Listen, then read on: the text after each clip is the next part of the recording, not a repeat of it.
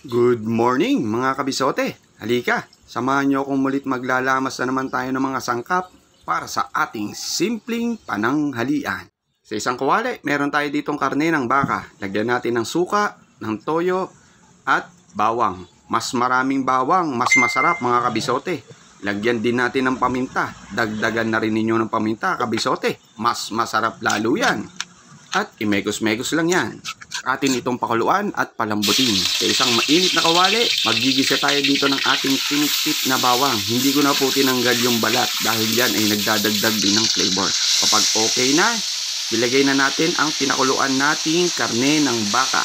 Yan, sangkot siya lang po natin yan. Pag okay na po siya, ibalik na natin yung pinagkuluan niya. Sa pangpinali, naglalagay ako dito ng butter para nagbibigay lalo ng linamnam. Ito pala yung tapsilog ni Kabisote na tinitinda ko noon nung ako'y nagtatrabaho pa sa Twin Lakes. Na araw-araw ino-order ng aking mga kasamahan na dinadala ko sa site namin sa Tagaytay.